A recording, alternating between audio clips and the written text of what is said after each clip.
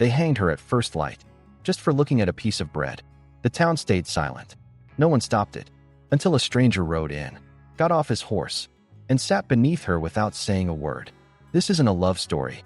It's the story of those who resist quietly, in a place where conscience was meant to be silenced. We're just a few steps away from reaching our first 1,000 subscribers, our growing family. From the bottom of our hearts, thank you to everyone who's brought us this far. With your support, we grow stronger with every story. If you haven't subscribed yet, now is the perfect time. It fell like a thin, continuous, almost invisible shame, covering everything from the town's wooden rooftops to its dirtiest consciences. Even the wind had stopped screaming. It now only passed over the shame with a low hum. The girl hanging from the wooden post was named Nora Elise Gruber. She was 18. Her bare feet faced the sky, and her yellow hair hung like a rope toward the frozen ground. Her hands were tightly bound, and as she was hung upside down, her skirt had folded above her knees.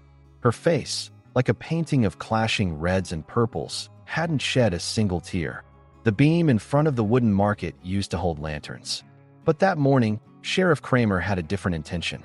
He called it justice, but no one had asked for Nora's story. It only took a woman, Madeline Braun, screaming that her oat flour and soap had been stolen, for things to unfold. No one listened to Nora. It was already clear she wasn't considered one of the people. She had come to this town alone in the fall. Barefoot. She was barefoot then too. She had started working at the laundromat, looked too much, stayed too silent, stood too straight. Women talked about her. Men looked away. Even the preacher felt disturbed by her. This town never wanted to understand Nora. It just wanted to silence her. A crowd had gathered, in coats and muddy boots. On the surface, they looked sour, but deep inside many carried a strange desire to watch. Even in the freezing cold, they were there, because Nora's fall justified their twisted truths. Time passed. The wind blew through Nora's hair. Blood from her body froze and spread toward her scalp. And she still didn't move, because she knew resistance would mean there was still hope. But she no longer expected anything. Until that man came. The horse's hooves quietly crushed the snow. Not fast, not loud. He moved like a slow river through time, wearing a dusty leather jacket, a rusty belt, and a face cracked by the wind. His name was Noah Leonard Becker. He was 21, but his eyes looked like those of war-scarred soldiers, deep, dark, and tired. He wasn't from this town. He was just passing through. But the moment his eyes landed on Nora, he knew he wasn't passing anymore. Without saying a word, he got off his horse, walked past the sheriff, didn't even glance at the preacher. He moved through the crowd like time had stopped, and finally sat beneath the girl. He crouched onto the snow, pulled his knees to his chest, took off his jacket and spread it over his legs, placed his hat beside him, and stayed still. Nora's eyes shifted and found him. She couldn't speak. The rope pressed against her throat, but something changed in her eyes. It wasn't hope, but it was something unfamiliar, maybe surprise. For the first time, the world had stepped back. The sheriff cleared his throat. "She'll stay hanging until sundown," he said loudly. "The town must learn. Bread isn't free, while our children go hungry." But Noah said nothing. He didn't take his eyes off Nora. It was like he was counting the seconds, gathering all the time that hung with her. By noon, the wind blew stronger. The crowd thinned. They returned to their homes, lit their stoves. But Noah was still there. Nora was still hanging. There were no screams, no talking, just a man refusing to move in the snow and a girl still refusing to scream. Eventually, Noah spread his jacket out under Nora. He placed his hat by her head. He leaned back. He didn't close his eyes. For hours, he looked at Nora not like an enemy, but like a companion. The crowd now watched from windows. The children had been called inside. No one spoke. A woman silently cried from a church pew, but she hid it. When the sun set, shadows stretched. The sheriff returned with 2 men. They brought a ladder. Noah stood, stepped aside, didn't say a word, just waited. They unfastened Nora. As the rope loosened, she dropped to the ground not as a body, but as a weight, fell to her knees. Her face landed in the snow. And still, she didn't scream. Noah came to her, took off his shawl to cover her, wrapped it around her shoulders. No one thanked him. No one applauded. But no one dared speak either. Noah picked Nora up in his arms, walked toward the old, abandoned outpost. In the silence of the snow, Only their footsteps were heard. Behind them, the wooden post still stood. The rope still hung. The wind tried to loosen it, but it couldn't. And somewhere in town, a woman murmured to herself, "The girl is cursed." But a voice inside her whispered something else. What if she's right? The cold slipped through the torn wool shawl draped over Nora's shoulders, leaking in from the rotten roof of the old outpost. On the floor, a girl was shivering. Her arms were still covered in bruises that hadn't faded. The rope marks on her wrists almost fused into her skin. And beside her, a man, not one who spoke, not one who explained, but unlike everyone else. One who stayed. Noah. The fire in the outpost's old stove was faint. Not big enough, but still warm enough to keep a life from fading away. Noah had filled a rusty can with snow, and now the melted water was slowly heating. Nora's lips were turning purple, but her eyes were still open. She was watching the stranger beside her, not with suspicion, but with an unfamiliar kind of respect, as if she wanted to ask, "Why are you here?" but didn't have the strength. And maybe, for the first time, someone was showing her they wouldn't leave, not with words, but with presence. Noah finally spoke. His voice was as soft as the crackling fire. "I've seen a lot," he said, offering the warm water to her lips. "But I've never seen a town hang a hungry girl." Nora drank. Just a little. Her lips trembled. Then she replied, in a hoarse, broken voice, "I didn't steal. I just looked. I hadn't eaten in 2 days." Noah nodded, as if he already knew. Or maybe, it didn't matter if he did. There was silence for a while. The fire popped, snow dripped from the roof, and the darkness crept in deeper. Then Nora spoke again. "No one said a word when they hung me. Except you." "What?" Noah didn't answer. He just tossed another stick into the fire. Time stretched. Then he whispered, because no one stopped. And someone had to. As the night wore on, the snow outside started to cover everything. Footprints, steps, silence. But inside, between two people, something began to stir. Not quite trust, but curiosity. And sometimes, curiosity is the first step to surviving. Nora shifted slightly under the blanket. Her eyes weren't on the darkness anymore. They were on Noah. "They didn't hang me over bread," she said. "They couldn't stand me. I looked. I spoke. I answered back. I didn't touch that woman's soap. I touched her pride. That's why." She couldn't finish the sentence. But Noah didn't look away. "You reminded them of something," he said. "And for those trying to forget, that's dangerous." Another short silence. Then Nora gently turned. She raised her hands like she wanted to open them, but her wrists still hurt. Noah quietly pulled a strip of cotton from inside his shirt pocket. Without a word, he wrapped her wrists. His touch was gentle. It held no romance, no pity, just the kind of compassion that simply belongs. "Do you wrap every wound you see?" Noah smiled. A soft, barely there smile. "No," he said. "But sometimes, some wounds can only close with another person." Outside, the wind picked up. The window frame creaked. Inside, a new kind of silence settled, less cold, less sharp. Nora pulled the blanket tighter. Her eyes weren't teary, but something new appeared on her face. For the first time, not shame, but a presence that didn't try to hide.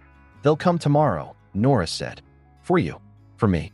Because you did the one thing they couldn't silence. You stayed." Noah leaned his head back. "Let them come," he said. "Aren't you afraid?" "I'm afraid of different things," he replied simply. Then slowly pulled an old compass from his pocket. Its metal lid was cracked, the glass fogged. He held it out to Nora. "It was my father's," he said. "But he used it wrong. Thought he was looking for peace. Turns out, it pointed somewhere else." Nora held the compass in her hands. The needle trembled, then found north. "Where does it point now?"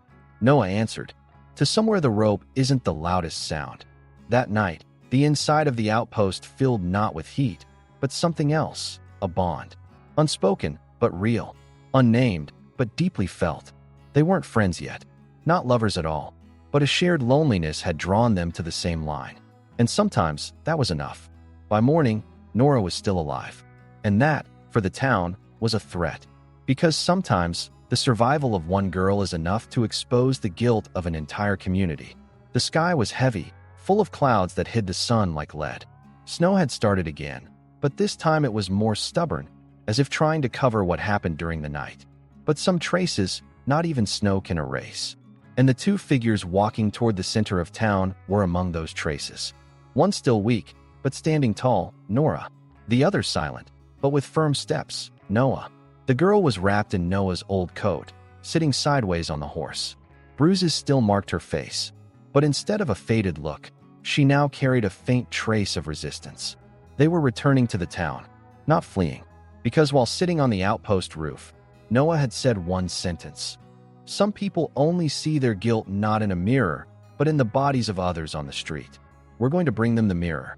The wooden sidewalks of the town were quiet, but behind the windows, eyes trembled. Women hid behind curtains. Men pretended to warm their hands on pipes, but they were watching closely. Children had been stopped, their sleds taken away. The town was silent, because seeing a girl who'd been hanged walking again, that was a crack loud enough to shatter the quiet. The first reaction came from the most expected place, Madeleine Braun. In front of the mercantile, she was sweeping the boards as if it were some kind of ceremony. She looked at Nora. Her face was stern, but something flickered in her eyes. It wasn't fear, nor anger. Maybe it was being forced to remember. Nora looked back at her. She didn't flinch, didn't lower her head. That alone was enough to shake the balance of the town. On the church steps stood preacher Lucas Hart. He straightened his collar and wiped his glasses. Looked at Noah.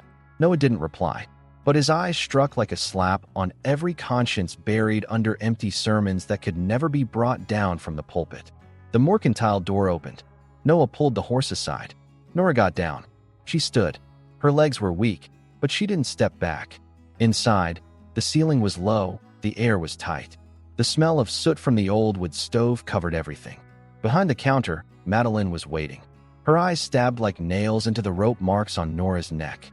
Noah pulled out the money. "Flour, dried beans," he said. Nora added, her voice calm but clear. "And soap." The woman's face tightened. Her eyes didn't show anger, but denial. "Stolen goods cost double," she said. Noah spoke without lowering his head. "Are you sure?" "Yes. If this town ever wants to remember which neck a rope has touched, it'll remember the prices too." There was silence. Then the woman, hands trembling slightly, began to pack the order. She didn't lower the price, but for the first time, her hands shook. At that moment, it wasn't money that paid, it was the look. And Noah's silence came with the highest interest. When they stepped outside, the street was quiet, but I still followed them. A few men under the church bell turned their heads. Women pulled back from windows. This wasn't chaos, it was a quiet revolution, because someone who had been hanged had returned, and without saying a word, was saying everything. Nora turned slightly to Noah. "Do you think one day they'll come again? With ropes in their hands?" Noah nodded slowly. "Probably, but this time we won't just have silence." "What will we have?" "Witness," he said, "and some fear witness more than anything." That day, they didn't leave the town. They stayed in an old church shed, lit the fire. But this time, they weren't alone. In the town, a few young girls, who didn't look away from behind the glass, silently left a piece of apple, a bottle of honey, and a sack of wood at the door. They didn't write anything, but each one said this: "We watched you. Even if we didn't stand beside you, we've been silenced just as much as you." And that night, the rope hanging from the wooden post in the middle of town swayed gently in the wind. But now, it wasn't just a rope. It had become a sign too quiet to forget, too loud to be remembered. Outside was freezing, but the fire inside didn't just protect Nora from the cold. It kept her from something else, too, being forgotten again. The girl was awake. Her breath trembled on the edge of sleep, struggling to stay conscious through exhaustion. Noah wasn't sleeping. He sat by the fire, the foggy compass resting on his knees, his eyes fixed on the uneven shadows dancing across the wooden wall. He waited without a word. Some men heal through speaking. He healed by staying. Nora stood up, slowly. She wrapped the coat tighter around her. Even standing took effort, but she had to walk. Not just from what the town had done to her, but from not believing in herself. She turned to Noah. "I want to show you something," she said. Noah watched her, without asking. She pulled off one of her boots, lifted the insole. Tied inside was a small, yellowed piece of cloth. Nora gently took it out. "It's a tooth," she said softly. "My brother's. When we were little, he got a fever one night. By morning, he was gone." Her eyes clouded, but no tears fell. "My stepfather said, 'Forget him.' But I carried this everywhere I went. If I stayed standing, it was because of this. Noah didn't reply. He didn't touch her. He simply bowed his head, kneeled slowly, reached into the inner pocket of his coat, and pulled out something of his own, an old silver pin left from his mother. "That's why I never forgot either," he said. "It's not what happens to us that shapes us. It's what we decide to do with the pain." Silence followed, but it wasn't heavy. It was soft, almost protective. Then Nora sank to the floor. "I always thought I was bad luck. Wherever I stood, a door shut, a curtain dropped. But you stayed." Noah didn't look away. "Because you were a nobody. And people don't want nobodies to survive. They're easier to ignore. What about now? Now they see you. And that burns them." When the first light of day slipped through the cracks in the window, a sound from outside changed everything. Horse hooves. At first, 3 shadows. Then the orange glow of torches cutting through the snow. 3 men, one by one, dismounted. The one in front, Sheriff Arland Wick. An old leather coat on his back, sleeplessness in his eyes. Behind him, young Deputy Carl Dobbins.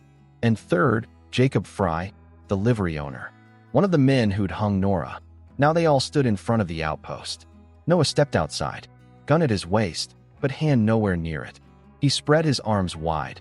Not peace, but clarity. "You've got 5 minutes," said the sheriff. "Pack up. Leave. This town doesn't want you." Noah stood firm. "This isn't the town." Jacob stepped forward. "We saw you. You carried her. You let them cut her down. That filthy girl. That's what our children had to witness." For the first time, Noah's tone hardened. "Your children witnessed it because you forgot.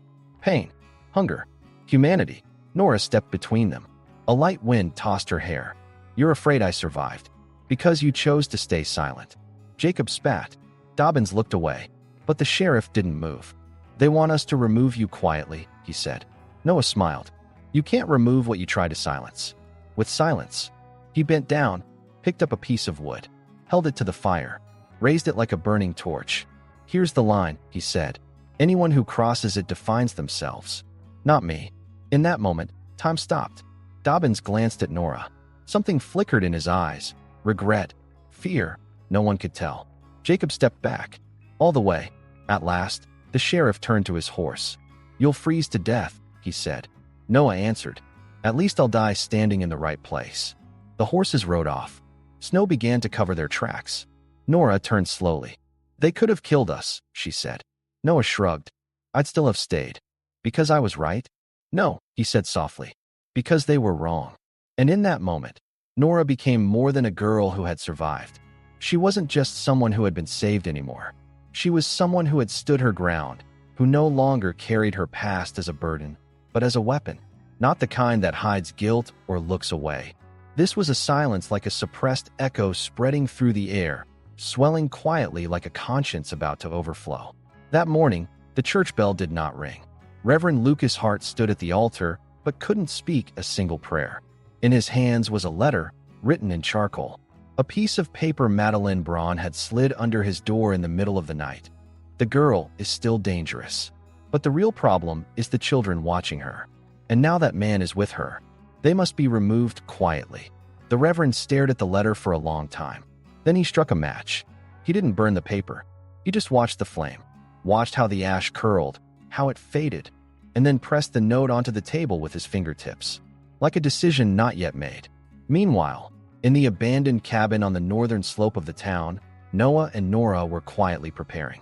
They had nowhere to go, but staying wasn't just resistance anymore. It was a stand. Nora braided her hair, tied the end with a strip of gray fabric she'd found in Noah's old saddlebag. She didn't look in the mirror. She was no longer remembered for how she looked, but for what her gaze carried. That day, they made a quiet decision to return, not just to the town, but to the church. Reverend Hart's voice used to bring people to their knees every Sunday in God's name. But the ones walking toward him now would not kneel. A girl who had been hanged but not broken, and a man turning silence into words. They walked toward the church with no swords in hand, only their presence. Noah opened the door. Nora was behind him. Silence spilled into the room. People turned their heads but did not rise. Children clung to their mother's skirts. Men cleared their throats. Nora sat in the very back row of the church. Noah slowly walked down the aisle, his hat in his hand, his fist clenched. The Reverend tensed when he saw him, but before he could form words, Noah spoke. No one knew this girl. But when she was being hanged, no one looked away. And no one asked her name. Not until she was hanging from a rope. The Reverend raised his hand, as if to silence him. This is the house of God dash. But Noah continued, his voice firm but calm. If God stands with the nameless, then why does no one here remember Nora? The silence in the room turned into a tension even guilt couldn't confess. Nora didn't lower her head. Her eyes looked straight ahead. In that moment, seated in the middle of that sanctuary wasn't just a hanged girl. It was a living reminder of every truth this town thought it had buried. Noah continued, no one has to forgive, but everyone has to remember. Because some memories, when not buried, don't rot. They heal. The Reverend quietly closed his Bible.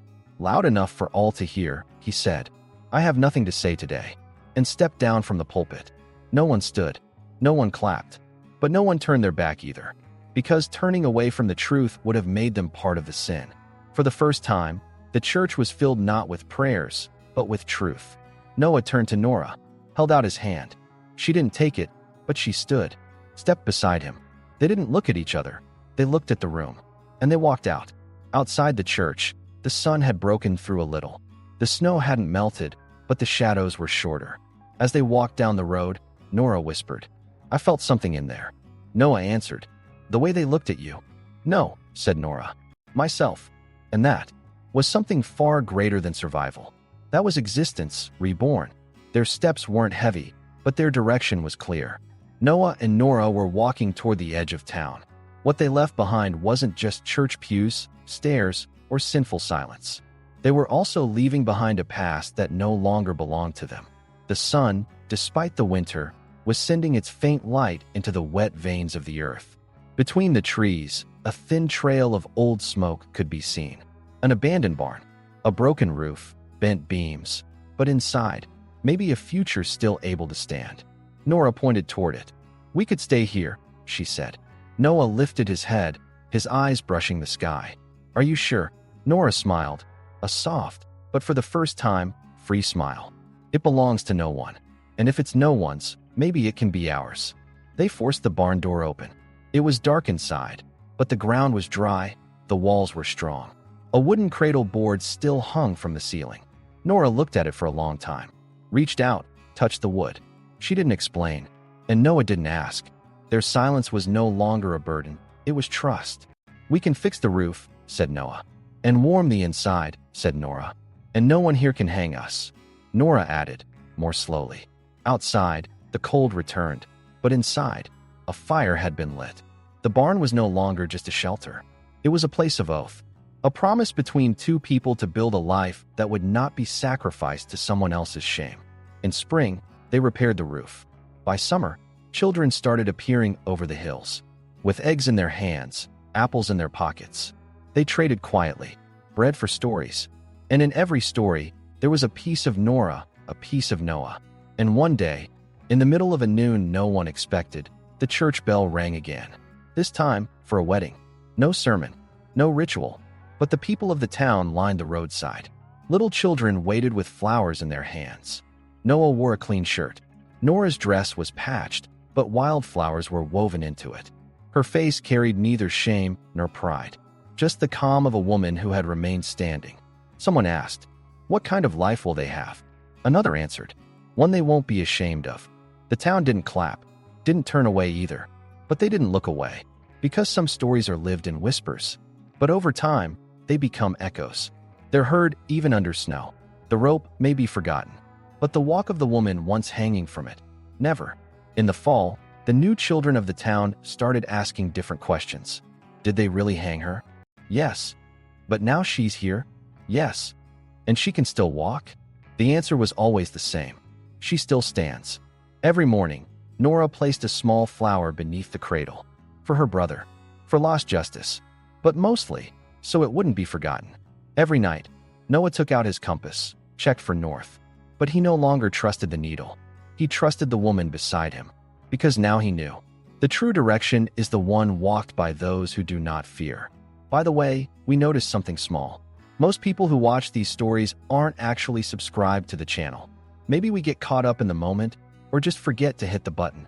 but your support truly helps us keep creating stories like this. If this story moved you, don't forget to like the video, share your thoughts in the comments, and subscribe to the channel.